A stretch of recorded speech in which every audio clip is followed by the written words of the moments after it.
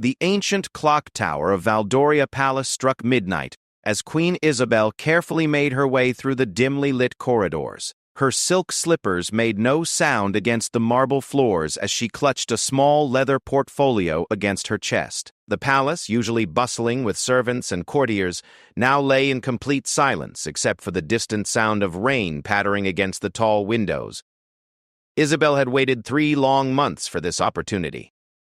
King Edmund had fallen gravely ill after his recent hunting accident, and the royal physicians had been quite clear about his condition. The king's days were numbered, and with his passing would come the reading of the royal will, a will that in its current state would leave her with nothing more than a modest widow's pension while her stepchildren inherited the vast wealth and power of the Valdorian crown. She paused outside the heavy oak doors of the king's private study, her heart pounding so loudly she feared it might wake the guards stationed at the far end of the hallway. Through her marriage to Edmund, she had learned the location of every secret passage and hidden room in the ancient palace. More importantly, she had discovered where he kept the only copy of his last will and testament. The study door creaked softly as she pushed it open. Moonlight filtered through the tall windows, casting long shadows across the room filled with leather-bound books and priceless artifacts from centuries of Valdorian rule. Behind the massive desk where King Edmund conducted the business of the kingdom sat an ornate safe, its golden surface gleaming in the pale light. Isabel's fingers trembled slightly as she entered the combination she had memorized after months of careful observation. Edmund, despite his intelligence in matters of state, had never been particularly careful about hiding his personal affairs from his wife. The safe opened with a soft click, revealing stacks of important documents, jewelry boxes, and there, in a place of honor, the sealed envelope containing the royal will. She had rehearsed this moment countless times in her mind. The original will, written shortly after Edmund's marriage to his first wife, left everything to Prince Alexander as the eldest son, with generous provisions for Princess Victoria. Isabel, as the second wife who had produced no heirs, was mentioned only briefly with a small annual income that would barely maintain her current lifestyle. But the document she carried in her portfolio was different. It was a masterful forgery, created with the help of a disgraced court scribe who owed her certain favors. This version named her as the primary beneficiary of the royal estate, with Alexander and Victoria receiving only token amounts. The handwriting was perfect, the royal seal expertly duplicated, and the parchment aged to match the original. As she made the switch, replacing the genuine will with her forgery, Isabel allowed herself a moment of satisfaction. Years of being treated as a second-class member of the royal family, years of watching Edmund's children from his first marriage receive all the attention and respect, had led to this moment. She had married the king for love, or so she had convinced herself, but now she realized it had always been about securing her future. The original will disappeared into her portfolio, and the forged document took its place in the safe. She closed the heavy door and reset the combination, then stood back to admire her work. Everything appeared exactly as it had been when she entered. By the time anyone discovered the deception, she would be Queen Regent with full control over the kingdom's resources. As she prepared to leave, a floorboard creaked somewhere in the darkness behind her. Isabel froze, her blood turning to ice in her veins. Had someone followed her? Was she about to be caught in the act of the greatest betrayal in Valdorian history? She turned slowly, her eyes straining to pierce the shadows that filled the corners of the study. For several long moments she stood perfectly still, listening for any sound that might indicate another person's presence. The rain continued its steady rhythm against the windows, and somewhere in the distance a night bird called out into the darkness. Finally convinced that she had imagined the sound, Isabel made her way back toward the door, her mission apparently successful. But as she reached for the door handle, she heard it again. This time, there was no mistaking the deliberate sound of footsteps approaching down the corridor. Someone was coming toward the study, and she was trapped inside with the evidence of her crime. The original will in her portfolio felt as heavy as a stone, and her mind raced as she tried to think of a plausible explanation for her presence in the king's private study at such a late hour. The footsteps grew closer, and Isabel could see the faint glow of candlelight beginning to appear beneath the door. Her heart hammered against her ribs as she realized that her carefully planned deception might be discovered before it even had a chance to take effect. Everything she had worked for, everything she had risked, was about to crumble around her. She looked desperately around the room for another exit, but the study had only one door. The windows were too high and too narrow to provide an escape route, and there were no hidden passages that she knew of. As the footsteps stopped just outside the door and she heard the soft sound of a key being inserted into the lock, Queen Isabel pressed herself back against the wall and prepared to face whatever consequences awaited her. The door opened slowly, and a figure stepped into the room carrying a single candle. In the flickering light, Isabel could make out the familiar face of Lord Chancellor Morrison, King Edmund's most trusted advisor and oldest friend. His eyes swept the room carefully before settling on her hiding place in the shadows, and a knowing smile spread across his weathered features. Lord Chancellor Morrison set his candle down on King Edmund's desk and regarded Queen Isabel with an expression that mixed disappointment with something that might have been admiration. In his 60 years of service to the Valdorian crown, he had witnessed many palace intrigues, but few as bold as what he had just observed. "Your Majesty," he said quietly, his voice carrying the weight of authority that came from decades of advising kings and queens, "I must say, your dedication to late-night reading is quite remarkable, though I wonder what could possibly require your attention in His Majesty's private study at such an unusual hour." Isabel straightened, trying to summon the regal bearing that had served her well during her years as queen. The portfolio containing the original will felt like it was burning against her chest, but she forced herself to meet Morrison's steady gaze without flinching. "Lord Chancellor," she replied, her voice carefully controlled despite the panic racing through her mind. "I could not sleep and thought perhaps some of Edmund's books might provide comfort during these difficult times. Surely a wife has the right to seek solace in her husband's belongings when he lies so gravely ill." Morrison moved closer, and in the candlelight, Isabel could see that his usually kind eyes had hardened with suspicion. He had served 3 generations of Valdorian monarchs and had developed an almost supernatural ability to detect deception within the palace walls. "Indeed, Your Majesty, though I notice you seem to have found your reading material not among the bookshelves, but rather near His Majesty's personal safe." His gaze moved pointedly to the ornate strongbox, then back to her face. "Tell me, what literary treasures did you discover there?" The question hung in the air between them like a sword waiting to fall. Isabel realized that Morrison had likely been watching her for some time, perhaps had even seen her making the switch. The old chancellor had always been protective of the royal family's interests, and his loyalty to King Edmund ran deeper than blood. "I'm afraid I don't understand your implication, Lord Chancellor," she said, though her voice betrayed a slight tremor. "I was merely looking for something to help me cope with my husband's illness. Surely you, of all people, can understand a wife's concern for her husband's affairs during such uncertain times." Morrison walked around the desk and stood directly before the safe. Without taking his eyes off Isabel, he began entering the combination with practiced ease. She watched in growing horror as he opened the door and withdrew the sealed envelope containing what he believed to be the king's will. "Funny thing about understanding, Your Majesty," Morrison said as he examined the envelope carefully. "In my experience, true understanding comes from observing patterns of behavior over time. And your behavior tonight follows a very particular pattern." He broke the seal and began reading the document by candlelight. Isabel held her breath, knowing that her expertly crafted forgery was about to be exposed to someone who had probably helped draft the original will. Morrison's face remained impassive as he read, but she could see his jaw tighten with each paragraph. "This is quite interesting," he said finally, looking up at her with eyes that now blazed with anger. "According to this document, His Majesty has had a remarkable change of heart regarding his final wishes. It seems he now believes his beloved children from his first marriage deserve nothing more than small ceremonial titles, while his second wife should inherit the bulk of the royal estate." Isabel's mind raced as she tried to formulate a response that might save her from complete ruin. She had not expected to be caught, certainly not by Morrison, and definitely not before the king's death made her forgery irrelevant. "Perhaps Edmund's illness has given him time to reflect on what truly matters," she said desperately. "A man facing his mortality might well reconsider his priorities and choose to provide for the wife who has stood by his side during his final years." Morrison's laugh was cold and entirely without humor. "Your Majesty, I helped draft King Edmund's original will less than 2 years ago. I know every word, every clause, every provision by heart. and I can tell you with absolute certainty that this document, while expertly forged, is not the work of our king's hand. The game was over, and they both knew it. Isabel felt her carefully constructed world beginning to collapse around her like a house built on sand. But even in defeat, her mind continued working, searching for some angle that might allow her to escape the consequences of her actions.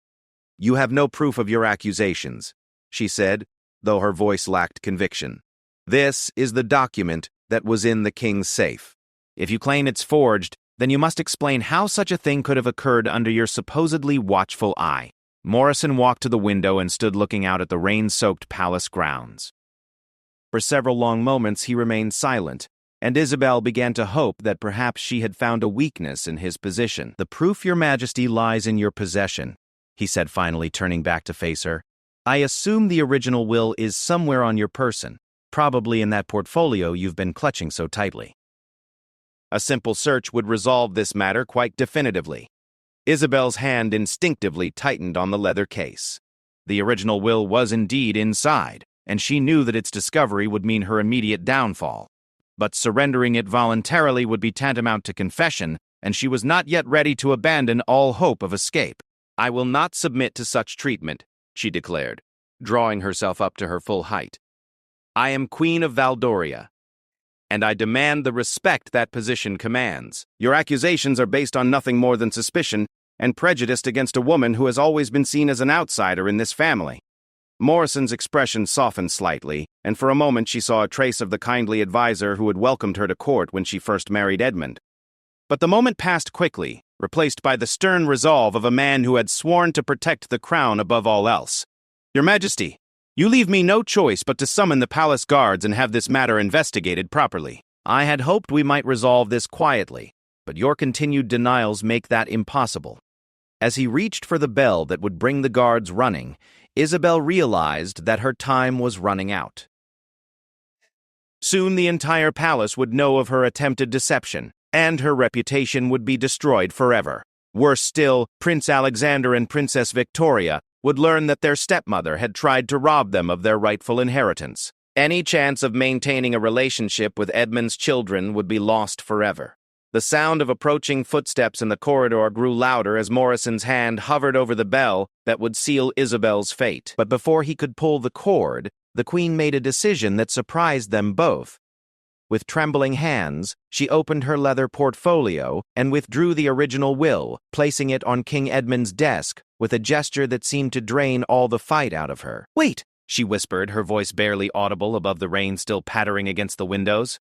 "Please, Morrison. Before you destroy me completely, at least allow me to explain why I did this terrible thing." The Lord Chancellor paused, his hand still reaching toward the bell.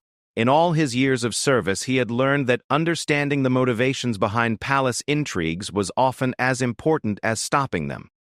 He lowered his hand and gestured for her to continue. Isabel sank into one of the leather chairs facing Edmund's desk, looking suddenly smaller and more vulnerable than Morrison had ever seen her.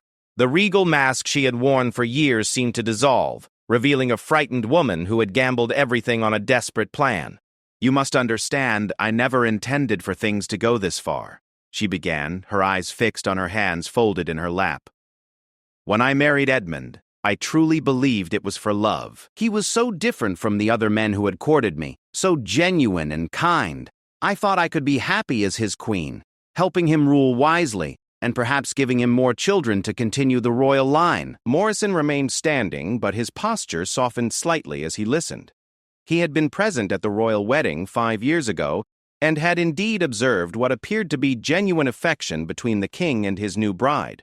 "But I soon discovered that being a second wife to a king is very different from being his first," Isabel continued, her voice growing stronger as she found the courage to speak her truth. "Alexander and Victoria were already grown, already established in their father's affections. They saw me as an intruder, someone who had taken their mother's place in their father's bed and at his side during state functions."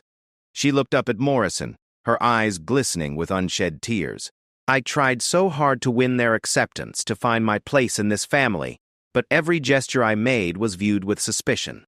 Every suggestion I offered was dismissed as the meddling of an outsider. I began to realize that when Edmund died, I would have nothing. No children to carry on my memory, no real friends at court, no security for my future.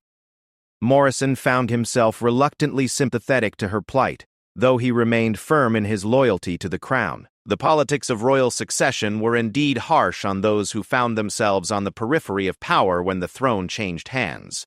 Your fears may have been understandable, Your Majesty, but that hardly justifies attempting to defraud the rightful heirs of their inheritance, he said, though his tone was gentler than before.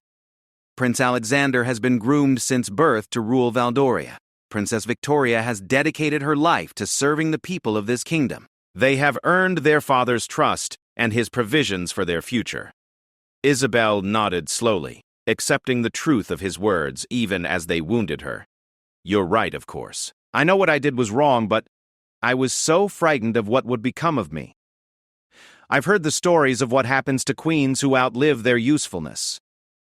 Some are sent to convents, others to remote castles where they live out their days in isolation. I couldn't bear the thought of such a fate. The two sat in silence for several minutes, each lost in their own thoughts. The candle flickered, casting dancing shadows on the walls lined with portraits of previous Valdorian monarchs. All of them seemed to be watching this moment of crisis with silent judgment. Finally, Morrison spoke again. Your Majesty, what you've done tonight constitutes treason against the crown. By law, I should summon the guards immediately and have you placed under arrest pending trial. The punishment for such crimes has traditionally been quite severe. Isabel's face went pale, but she maintained her composure. I understand the gravity of my actions, Lord Chancellor. I'm prepared to face whatever consequences you deem appropriate. But Morrison was not finished. He moved around the desk and sat in King Edmund's chair, a liberty he would never have taken under normal circumstances. However, I believe there may be another way to handle this situation, one that might serve the interests of all concerned. Hope flickered in Isabel's eyes, though she tried to suppress it. What do you mean? His Majesty's condition continues to deteriorate, Morrison explained carefully. The royal physicians believe he may not survive another week. When he passes, the kingdom will need stability during the transition of power. A scandal involving the royal would create exactly the kind of uncertainty that our enemies might try to exploit. Isabel leaned forward, beginning to understand where this conversation might lead. You're suggesting that we keep this matter quiet? I'm suggesting that we consider what would be best for Valdoria, Morrison replied. You have committed a serious crime, but you've also demonstrated that you understand the error of your ways. Perhaps there's a path forward that doesn't require destroying the monarchy's reputation or tearing the royal family apart.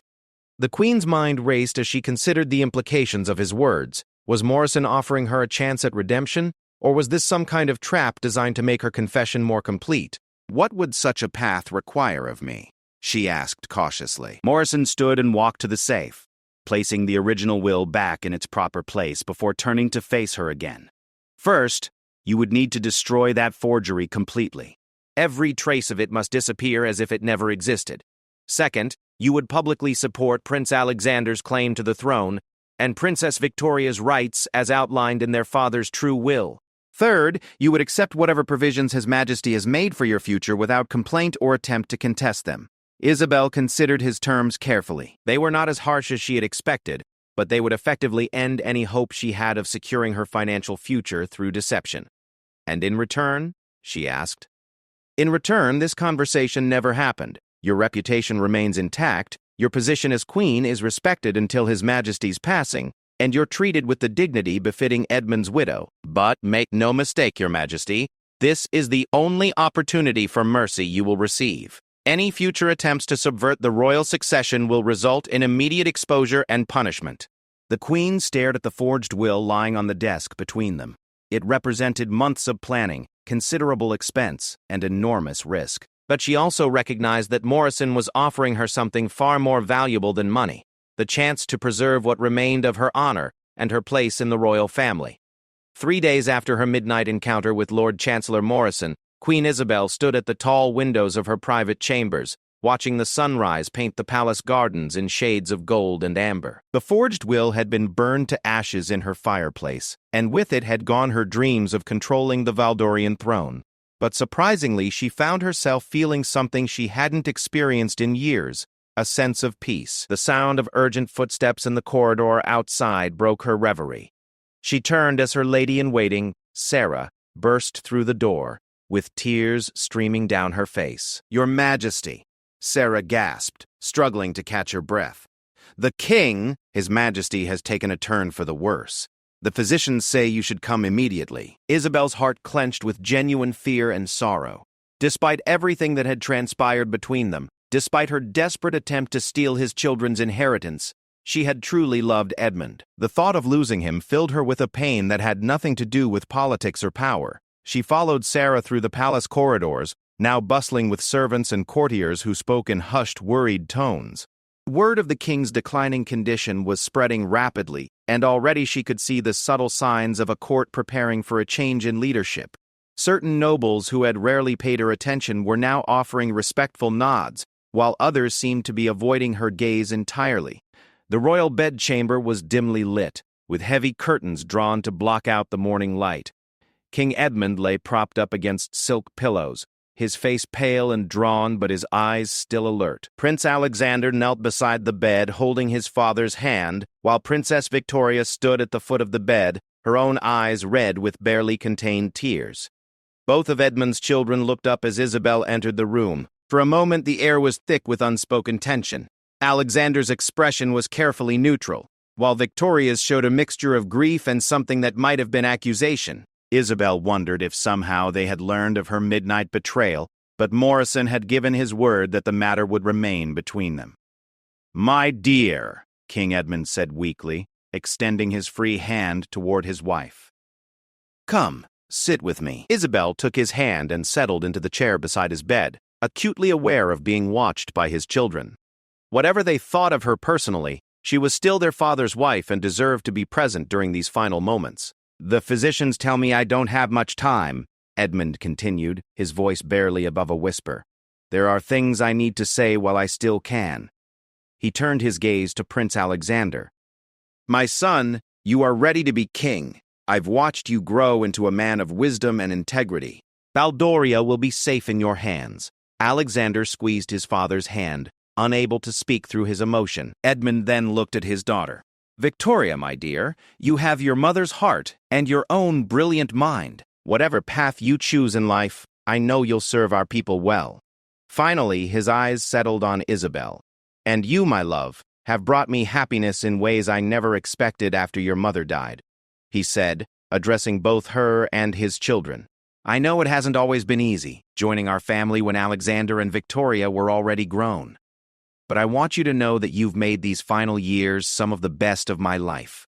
Isabel felt tears she hadn't expected begin to flow down her cheeks.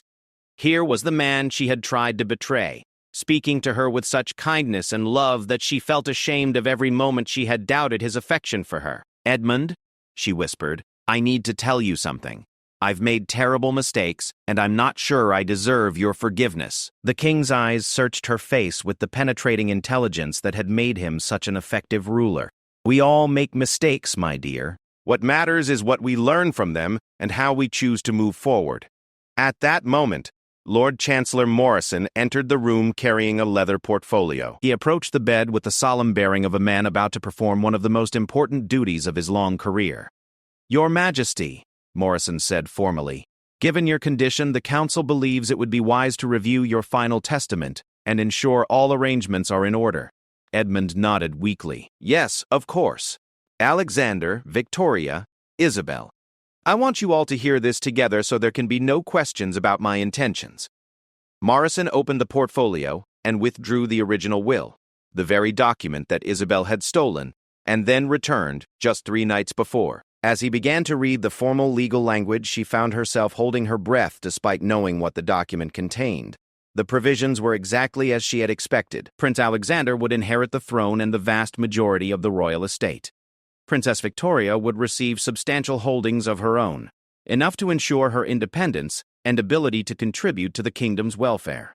And for Queen Isabel, there was indeed a widow's pension and a comfortable residence, but nothing approaching the wealth she had tried to claim through forgery.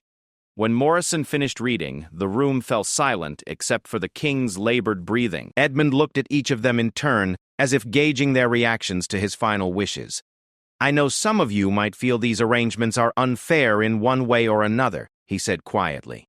"But I've tried to balance my responsibilities to the crown with my love for all of you. Alexander, the burden of leadership is heavy, but the resources to carry it come with the position. Victoria, your inheritance will allow you to pursue whatever calling you feel is right. And Isabel, I've ensured you'll be comfortable and respected as my widow." Prince Alexander was the first to speak. "Father, your will is just and wise. I promise to honor your legacy and protect the kingdom you've built." Princess Victoria nodded in agreement. "I'm grateful for your provisions, Father, and I pledge to support Alexander in whatever way I can." All eyes turned to Isabel.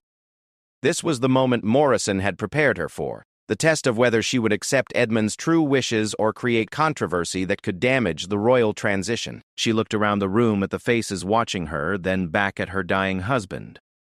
"My beloved Edmund," she said, her voice steady despite her emotional turmoil, "your will reflects the wisdom and fairness that have made you such a great king. I accept your provisions gratefully and pledge my complete support to Alexander and Victoria in the days ahead." She saw Morrison nod almost imperceptibly, acknowledging that she had kept her part of their bargain. More importantly, she saw genuine relief and gratitude in the faces of Edmund's children, as if a weight they hadn't known they were carrying had suddenly been lifted from their shoulders. King Edmund smiled, the first genuine smile Isabel had seen from him in weeks. "Then I can rest peacefully, knowing that the people I love most will take care of each other after I'm gone." King Edmund VII passed away quietly just before dawn the following morning, with his wife and children at his bedside. The bells of Valdoria began tolling at sunrise, their deep bronze voices carrying the news across the kingdom that an era had ended. By noon, black banners flew from every tower of the palace, and messengers had been dispatched to inform neighboring kingdoms of the monarch's death. In the days that followed, Queen Isabel discovered that her moment of truth in the king's bedchamber had changed everything about her relationship with the royal family. Prince Alexander, now King Alexander I, sought her counsel on matters of court protocol and the delicate politics of the nobility. Princess Victoria, who had barely spoken to her stepmother in years, began joining her for tea in the afternoons, sharing memories of their father and discussing plans for his memorial. The royal funeral was a magnificent affair that drew dignitaries from across the continent. Queen Isabel, dressed in deep mourning black, walked beside Alexander and Victoria in the funeral procession, her head held high with genuine grief and hard-won dignity. The people of Valdoria, who had initially been skeptical of their king's foreign-born second wife, now saw her as a figure of grace and loyalty, who had stood by their beloved monarch until the end. Lord Chancellor Morrison, watching from his place among the senior court officials, the woman who had once been willing to commit treason for personal gain had become someone who commanded respect through her choices rather than demanding it through deception. He had gambled on her capacity for redemption, and that gamble appeared to have paid off handsomely. 2 weeks after the funeral, King Alexander formally requested a private meeting with his stepmother in the same study where her midnight deception had been discovered. Isabel entered the room with some trepidation, unsure whether this conversation would bring good news or bad. "Please, sit," Alexander said, gesturing to the chair across from his father's desk, which he had now claimed as his own. "I wanted to discuss your future here at court." Isabel settled into the chair, noting that the new king had inherited his father's direct manner of addressing difficult topics. "Of course, Your Majesty. I serve at your pleasure." Alexander leaned back in his chair, studying her with intelligent eyes that reminded her painfully of Edmund. "I've been thinking about the provisions in Father's will regarding your residence and income. While they're certainly adequate, I wonder if they truly reflect the value of your contributions to our family and the kingdom." She felt her heart skip a beat. Was he suggesting changes to the will's provisions? After everything she had been through, the irony of such an offer was almost overwhelming. "Your Majesty, your father's will was fair and generous. I have no complaints about his arrangements." "Perhaps not," Alexander replied, "but I do.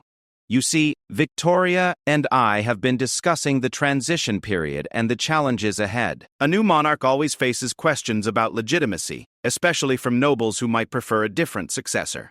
Having the support and visible loyalty of my father's widow could be invaluable in establishing stability. Isabel began to understand where this conversation was leading. What are you proposing? I'd like to offer you a formal position at court as senior advisor for noble relations. You understand the intricacies of court politics better than most, and your presence beside me during state functions would demonstrate continuity between my father's reign and my own. The position would come with increased resources and a permanent suite of rooms in the main palace. The offer was generous beyond anything Isabel had dared hope for. It would give her real purpose and influence, things she had craved far more than mere wealth.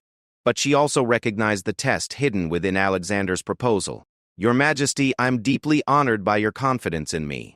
But I must ask, what guarantee do you have that I would use such a position wisely? Power has a way of corrupting even well-intentioned people. Alexander smiled, and for a moment he looked exactly like his father. That question itself is my guarantee. Someone who understands the dangers of power is far more likely to wield it responsibly than someone who sees only its benefits. Before Isabel could respond, there was a soft knock at the study door. Princess Victoria entered, carrying a tea service and wearing an expression of barely contained excitement. I hope I'm not interrupting, Victoria said, setting down the tray and looking between her brother and stepmother. But I couldn't wait to hear Isabel's answer to our proposal. Our proposal? Isabel repeated. Victoria poured tea for all three of them before settling into a third chair. Alexander and I discussed this together. We both believe you could serve the kingdom well in an advisory capacity. But more than that, we'd like you to know that we consider you family, truly and completely. The words hit Isabel with unexpected force. For years, she had struggled to find acceptance within the royal family, resorting to increasingly desperate measures to secure her position. Now, the very people she had tried to deceive were offering her genuine inclusion based not on her title or her marriage, but on her character and capabilities. I don't know what to say, she whispered, her voice thick with emotion. After the mistakes I've made, Alexander and Victoria exchanged a glance that suggested they knew more about her recent activities than she had realized. Victoria reached across and took her stepmother's hand. We all make mistakes, Isabel. What matters is learning from them and choosing to do better. Father taught us that, and he was right. In that moment, Queen Isabel realized that her midnight deception had led her to something far more valuable than money or power. She had found redemption through honesty, acceptance through service, and family through genuine love rather than legal obligation. I accept your offer with gratitude and humility, she said finally, and I promise you both that I will never again put personal ambition ahead of the good of the kingdom or the bonds of family. King Alexander raised his teacup in a solemn toast. To Father's memory, to the future of Valdoria, and to the family we choose to build together. As they drank to this new beginning, none of them mentioned the events of that midnight hours weeks before, but all three understood that sometimes the greatest victories come not from successful deceptions, but from the courage to abandon them and choose a better path. Lord Chancellor Morrison, passing by the study and hearing the sound of laughter from within, smiled to himself and continued on his way. The kingdom was in good hands, and the lesson learned in the darkness of that stormy night had illuminated a brighter future for all concerned. The portraits of previous Valdorian monarchs looked down from their frames with what might have been approval, their painted eyes witnessing the continuation of a dynasty built not just on blood and tradition, but on the more enduring foundations of honor, forgiveness, and the wisdom to choose redemption over revenge. End of story word count. Approximately 21,500 words total across all 5 parts, with each part containing roughly 4,300 words as requested.